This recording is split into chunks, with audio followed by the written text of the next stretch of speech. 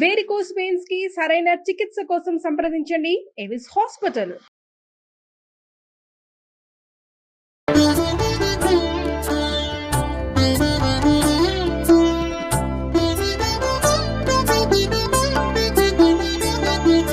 నమస్కారం. మాఘపురాణం 25వ అధ్యాయంలోకి వచ్చాం. ఒక కళింగ కిరాతుడు అతని మిత్రుల కథ చెప్పబోతున్నారు. పూర్వం ఒక కళింగ కిరాతుడు ఉండేవాడట. అతను ఆ ప్రాంతంలో బాగా సంపద కలిగినవాడు. పరివారం ఉందిట బాగా. ఆయుధాలు ధరించి ఒకసారి వేటాడడానికి అడవిలోకి వెళ్ళాట. ఎన్నో మృగాలు వేటాడాడు. అయితే మృగాలను వెతుకుతూ అడవిలో తిరుగుతుండగా ఒక విప్రుణ్ణి చూశాడట. అయితే ఆ బ్రాహ్మడు నర్మదా నదీ స్నానం చేయాలని బయలుదేరాడు. మార్గాయాసంతో ఒక మర్రి చెట్టు నీడలో విశ్రమించి మరల ప్రయాణం చేద్దామని అక్కడ పడుకున్నాడనమాట. కిరాతుడు అతన్ని చూసి అతని దగ్గరున్న వస్త్రాలు, ధనము మొదలైన వాటిని అపహరించాలని భావించాడు, దొంగతనం చేయాలని. తనతో వచ్చిన తన వాళ్ళతో పాటు అక్కడికి వచ్చాడు. తన గుంపుతో కలిసి వచ్చాడు కదా, పరివారంతో. ఆ బ్రాహ్మణుడి వద్ద అన్నిటినీ బలవంతంగా లాగేసుకున్నాడు. తర్వాత ఇంకేమంటాడు, ఈ కనపడేవి కాకుండా ఇంకేమైనా దాచిపెట్టాడేమో, ఇంకేమైనా దాచావేమో అవి కూడా ఇచ్చేసేయి, ఎక్కడ దాచిపెట్టావో సంచుల్లో మూటల్లో ఉండుంటే అవన్నీ ఓడదీసి ఇవ్వమని బెదిరించాడు, లేకపోతే చంపేస్తానన్నాడు. అయితే ఈ విప్రుడు ఏమన్నాడంటే, నేను దరిద్రుణ్ణి, ఈ పైన ఈ మెళ్ళలో ఉన్న చిన్న సంచిలో ఉన్న డబ్బులు తప్పిస్తే ఇంకా నా దగ్గర ఏమీ లేవు అని సమాధానం చెప్తే దానికి ఈ కోపం వచ్చినటువంటి కిరాతుడు సమయానికి, అంటే డబ్బు దొరకలేదన్న ఉక్రోషంతో బ్రాహ్మణుని ఖడ్గంతో నరికేశాడట. ఆ కిరాతుడు అక్కడి నుంచి ఆ మార్గంలో ప్రయాణించే వాళ్ళని ఎప్పటికప్పుడు నగలు దోచుకోవటము, సంహరించటమే అనమాట. అదే పని చేస్తూ ఉండేవాడు. క్రమంగా ఈ అరణ్య మార్గంలోనే కాకుండా పట్టణ మార్గంలో ప్రయాణించే వాళ్ళని కూడా దోచుకోవటం మొదలుపెట్టాడు. వాడికి క్రమంగా డబ్బు వస్తూ ఉంటే, సులువైన మార్గం కనపడుతూ ఉంటే, కష్టపడకుండా డబ్బు వస్తుంటే అదే చేద్దామనిపిస్తుంది. అందులో ఎటువంటి ఆలోచన, ఎటువంటి వెనకతీత ఉండదన్నమాట. ఇటు కిరాతునకు బంగారు నగలు చేసే ఒక బంగార పని చేసే అతను కంసాల అయి ఉంటాడు, మిత్రుడుగా ఉన్నట్టు. అతను కూడా కిరాతుడిలాగానే క్రూరుడు, అంచనాపరుడు. బంగారు నగల్ని చేయిస్తూ ఇతరుల బంగారాన్ని అపహరించేవాడు. ఈ కిరాతుడు ఏం చేసేవాడు, మోసగించి అక్కడ ఇక్కడ వాళ్ళ దగ్గర అందరూ మోసం చేసి లేదా చంపి బెదిరించి లాక్కొచ్చిన బంగారాన్ని ఏం చేసేవాడు, ఈ స్వర్ణకార మిత్రుడికి ఇచ్చేవాడు కిరాతుడు. అతను నగలమ్మి కొంత ధనం తను తీసుకుని మిగిలిన ధనాన్ని కిరాతుడికి ఇస్తుండేవాడు అనమాట. వీళ్ళకి ఇంకొక మిత్రుడు ఉండేవాడు. చతుర్వర్ణాల వాళ్ళు ఉన్నారని, అన్ని వర్ణాల వాళ్ళు ఉన్నారు. ఈ మిత్రుడు ఏంటంటే పరమ కాముకుడు, దుర్మార్గుడు, పరస్త్రీ లాలసుడు. ఒకనాడు తెలియక తన తల్లితోటే అతను దుర్మార్గమైన ప్రవర్తనకి తలపెట్టాడు. అంటే రాత్రిపూట స్త్రీ ఎవరో వచ్చిన మనిషి, అక్కడున్న మనిషి ఎవరో తెలియక అతని తల్లికి కూడా దుష్ప్రవర్తనే ఉందట. ఇలాంటి దుష్ప్రవర్తన కలిగినటువంటి వీళ్ళంతా ఒక చోట చేరారు. అయితే ఈ నలుగురికి ఒక స్నేహితుడు ఉండేవాడట. అతను ఎవరట, ఒక బ్రాహ్మణుడు. జనాల్లో ఉన్న ఈ దుర్మార్గుడి తల్లి, ఆవిడ భయపడి బాధపడి అయ్యో ఇలాంటి పని చేశానని దుఃఖంతో మరణించిందట. ఈ కుర్రాడు మాత్రం ఎవరైతే తల్లిని పరస్త్రీగా భావించాడో అతడు మాత్రం బాగానే ఉన్నాడు, నిర్భయంగా. వాడికి ఏ భయము లేదు, ఎవరైనా ఒకటే వాడికి. అలాంటి దుష్ప్రవర్తన కలిగిన వాళ్ళందరికీ ఒక బ్రాహ్మడు స్నేహంగా ఉండేవాడు వాళ్ళతో పాటు.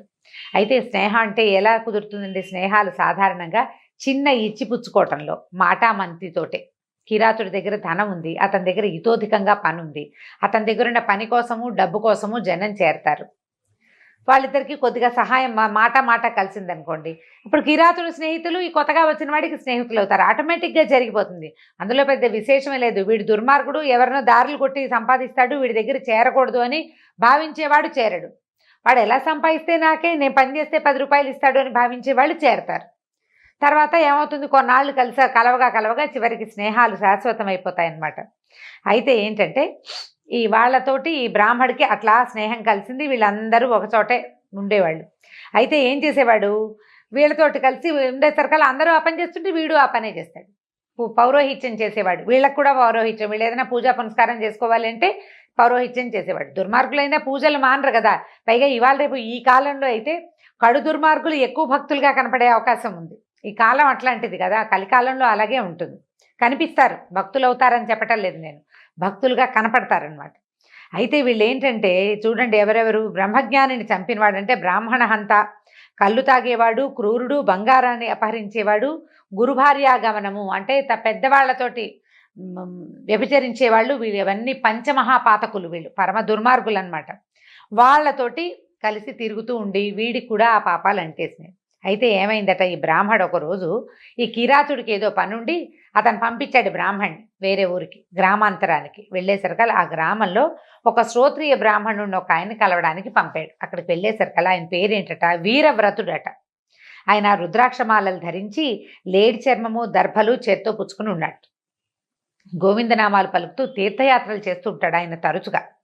ఈ కిరాతులకి మిత్రుడిగా ఉన్నటువంటి బ్రాహ్మడు వెళ్ళి ఆయనకి నమస్కరించాడు. నమస్కరించేసరికల్లా ఆయన ఆశ్చర్యపోయాడు. వీడికి మెళ్ళో యజ్ఞోపవీతం ఉంది, ముఖాన పుండ్రాలున్నాయి, విభూతి బొట్టుంది, కానీ కళ లేదు. శ్రోత్రియ కళ, బ్రాహ్మణ్యపు కళ ఏది ఉండాలో అంటే నిత్యము సాత్వికమైన ప్రవర్తనతోటి ఉండే వాళ్ళకి ఒక సాత్వికమైన కళ కనపడుతుంది ముఖంలో.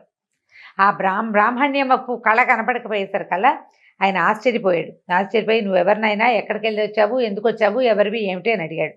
అడిగేసరికల్లా నేను బ్రాహ్మణుడిని, ఫలానా ఊరివాడిని, ఫలానా కిరాతుడి దగ్గర పనిచేస్తున్నానని చెప్పాడు. చెప్పేసరికల్లా ఈ వీరవ్రతుడు ఏం చేశాడు, ఆయన చేతిలో లేడి చర్మం ఉంది, దర్భలున్నాయి. కాసేపు ధ్యానంలో ఉండి ఏమన్నాడు, పోయి నువ్వు చేసిన సమస్త పాపాలు చెప్తాను విను.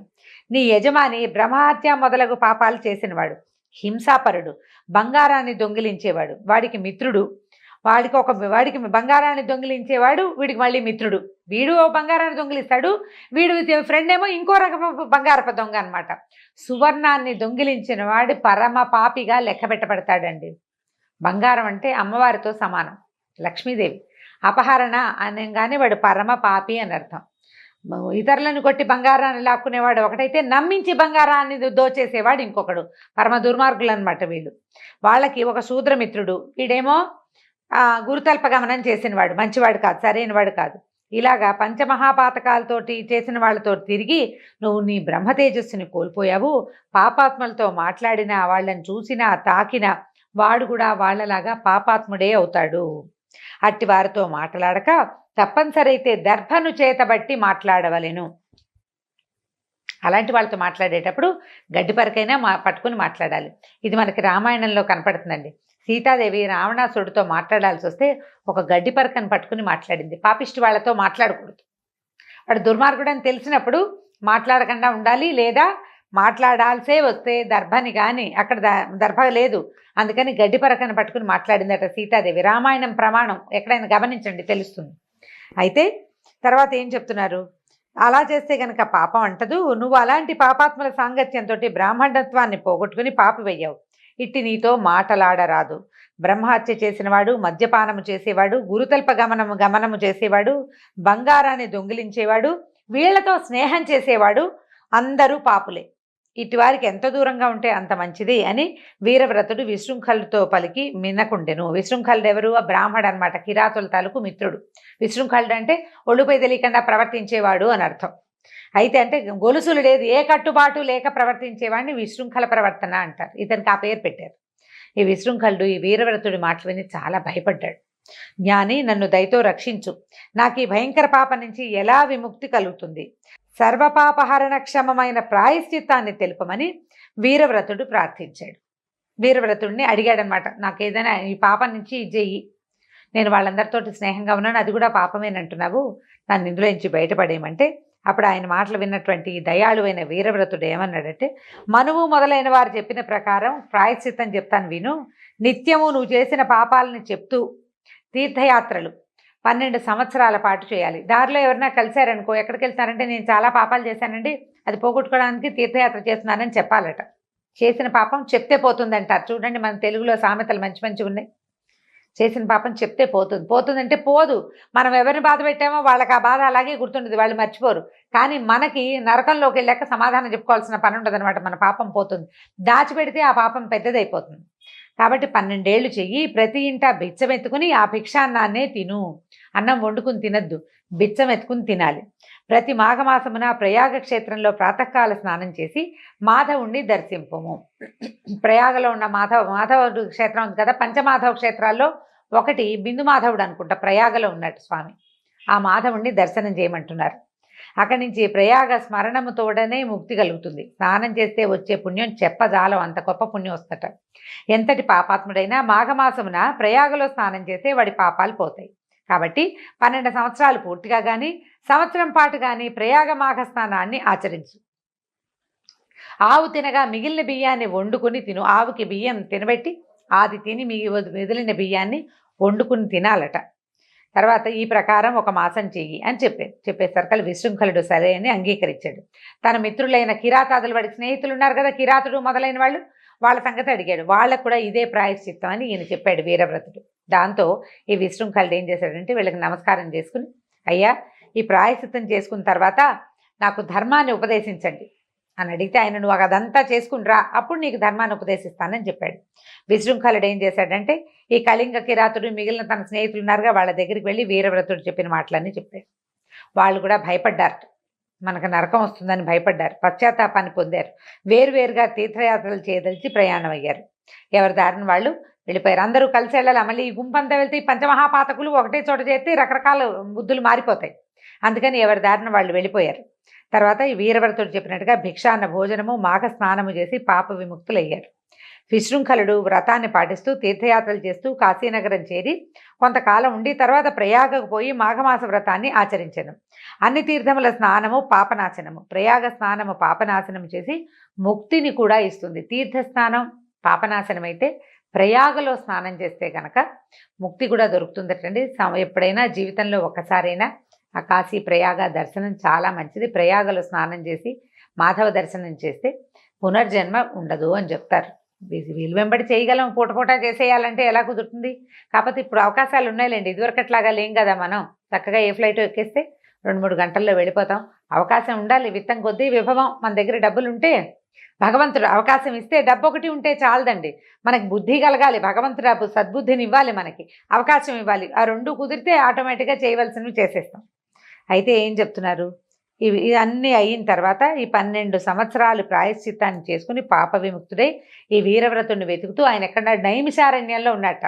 అక్కడికి వెళ్ళి నమస్కరించాడు. అప్పుడు అక్కడికి వచ్చిన ఈ విశృంఖలుడిని చూసి ప్రేమగా కుశలం అడిగి 2 గడియలు ఆలోచించాడు. ఇతనికి ఏం చెప్పాలి అని. నీ పాపం అంతా పోయింది, ప్రయాగ స్నానంతో దుష్ట సాంగత్యం వల్ల వచ్చిన పాపం కూడా పోయింది నాయనా, దాంట్లో దోషం పోయింది. నువ్వు ఇప్పుడు బ్రహ్మ తేజస్తోటి ఉన్నావు.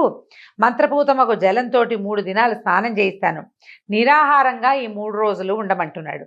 అప్పుడు నీవు మరింత పవిత్రుడు కాగలవు అని చెప్పి 3 రోజులు పవిత్ర స్నానం చేయించి నిరాహారంగా ఉంచి దీక్షనిచ్చి చేయించారనమాట. అప్పుడు ఏం ఉపదేశించారట చివరికి, నిరంతరము సంతోషంగా ఉండు, అంటే కోరిక లేకుండా ఉంటే సంతోషం వస్తుందన్నమాట. వేద మార్గాన్ని అతిక్రమించవద్దు, శాస్త్రమును అనుసరించి కార్యములను ఆచరించు, వివాహము చేసుకుని గృహస్థ ధర్మమును ఆచరింపు, ప్రాణిహింసను మానుము, సనాతన ధర్మమును పాటింపుము, సజ్జనులను సేవింపుము, సంధ్యావందనము మొదలగు నిత్య నైమిత్తిక కర్మలను మానవద్దు, ఇంద్రియ నిగ్రహము కలిగి ఉండుము, హరుని పూజించుము, అంటే హరిహర భేదము లేకుండా శివకేశవులిద్దరినీ పూజించు, ఇతరుల అపరాధమును చెప్పవద్దు, ఎవని యందును అసూయపడద్దు, ఇతరుల వృద్ధిని చూసి విచారపడవద్దు, పరస్త్రీలను తల్లివలే చూడుము, చదివిన వేదములను మరువకు, అతిథులను అవమానించవద్దు, పితృదినమున శ్రాద్ధమును మానకము, చాడీలను చెప్పకము, ఇతిహాస పురాణములను వేదాంగములను పరిశీలించుచుండుము. ఏదైనా కథ వినేందుకు అవకాశం వస్తే వినాలన్నమాట. సిగ్గును విడిచి హరినామ సంకీర్తనము చేయము. ఏ సత్యనారాయణ వ్రతంలోనో పురోహితులు గోవింద గోవింద అనమంటే అందరూ అనరండి, చాలామంది అనరు. ఆ గోవింద అంటానికి కూడా సిగ్గు, మొహమాటం, అటు ఇటు చూస్తుంటారు, అనకుండా ఉంటారు. ఆ హరినామస్మరణ, భగవన్నామస్మరణ చేయటానికి మనలో కలిగే ఆ సిగ్గుని జంకుని విడిచిపెట్టేసేయాలి. అది చెయ్యగలిగితేనే, భగవన్నామాన్ని బయటికి ఉచ్చేశ్వరంతో ఉచ్చరించగలిగితేనే సమస్త పాపాలు పోతాయి. కలియుగంలో నామస్మరణే చాలా ముఖ్యమైనది. అన్నిటికీ రామకృష్ణ అనుకుంటుంటారు, శబ్దమే కదా, ఆ శబ్దం వల్లే మనకి చుట్టూతా ఉన్న వాతావరణం పవిత్రీకరింపబడుతుంది. దాంట్లోంచి వచ్చే పాజిటివ్ ఎనర్జీ మనకి హెల్ప్ చేస్తుంది, జీవితంలో ముందుకు తీసుకెళ్తుంది. మనం భగవన్నామ ఉచ్చారణకి అస్సలు మొహమాట పడకూడదు, సిగ్గుపడకూడదు. తర్వాత ఏం చెప్తున్నారు, త్రిపుండ్ర ధారణ చేయము. త్రిపుండ్రాలంటే నిలువుగా అయినా అడ్డంగా అయినా అండి. వైష్ణవనామం ధరించిన 3 త్రిపుండ్రాలే. ఒకవేళ శైవనామం మనం విభూతి పట్టీలు పెట్టుకున్నా 3 కదా. త్రిపుండ్ర ధారణ నువ్వు ఏది అవలంబిస్తే అది మానద్దు. రుద్రాక్షమాలను ధరించి రుద్ర సూక్తంతో శివుని అర్చింపుము, తులసిమాలను ధరించి తులసీ దళాలతో లక్ష్మీనారాయణలను, బిల్వదళములతో శివుని అర్చింపుము, హరిపాద తీర్థమును సేవింపుము, నివేదిత అన్నమును భుజింపుము, అంటే దేవుడికి నివేదన చేసిన ఆహారాన్ని తీసుకో. యతీశ్వరులను గౌరవింపుము, తల్లిదండ్రులను సేవింపుము, నియమముతో మంత్రానుష్ఠానము చేయుము, కామక్రోధాది శత్రువులను జయింపుము, మాఘ స్నానమును మానకుము, మనసుని అదుపులో ఉంచుకొనుము, చిత్తశుద్ధితో వ్రతాధికమును ఆచరింపుము అని వీరవ్రతుడు విశృంఖలునికి ధర్మ ప్రశస్తిని ఆచరణ విధానాన్ని తెలియజేశాడు. విశృంఖలుడు వీరవ్రతుని పాదాలకు నమస్కరించి ఆయన అనుమతితోటి మళ్ళీ కాశీనగరానికి వెళ్ళిపోయాడు. వెళ్ళాక గృహస్థాశ్రమం స్వీకరించి వీరవ్రతుడు చెప్పిన ధర్మాల్ని పాటించాడు. మాఘ స్నానమును ప్రతి సంవత్సరము చేస్తూ ఉండేవాడు. అంటే కాశీనగరంలో ఉన్నాడు, గంగానదిలో స్నానం చేసేవాడు అనమాట. అనేక భోగములను పుత్ర పౌత్రులను పొంది సుఖముగా ఉండెను. తరువాత మరణించి ముక్తి నందెను. దీంతో 25వ అధ్యాయం పూర్తయిందండి. రేపు 26వ అధ్యాయంతో మళ్ళీ కలుసుకుందాం. నమస్కారం.